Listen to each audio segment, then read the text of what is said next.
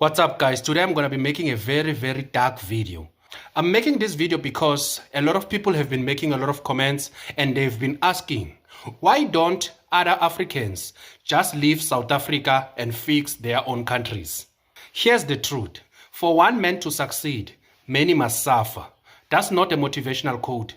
That's the reality of modern economies. South Africa didn't start from scratch. They've inherited the infrastructure you see today.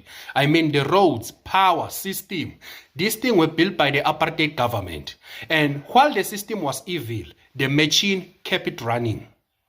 If you don't believe me, which black president in South Africa post-94 can you point and say this one did something or built something? That is why today people in South Africa are not thinking about building. They are thinking about protesting for free stuff, free education, free grant, and free everything. Because the foundation is already there. They didn't have to lay the bricks. Here is the part where it gets a little bit darker. You see, countries like Burkina Faso, they talk about Pan-Africanism, like myself, which is great speeches, right?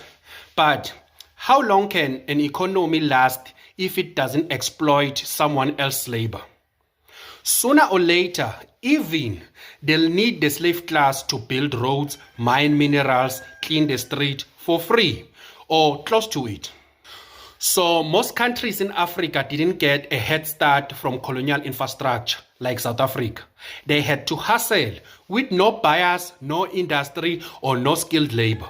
You know, some countries like Zimbabwe got sanctioned. And why? Because they helped South Africa's liberation movement and they were punished for doing that.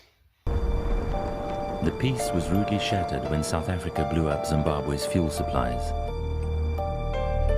Terrified that black majority rule would spread to her, South Africa began destabilizing all her neighbors.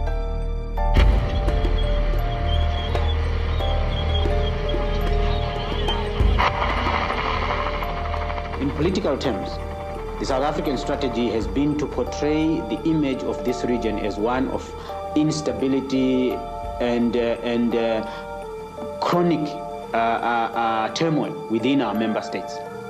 In the economic field, we have paid heavily and we have paid highly from destabilization.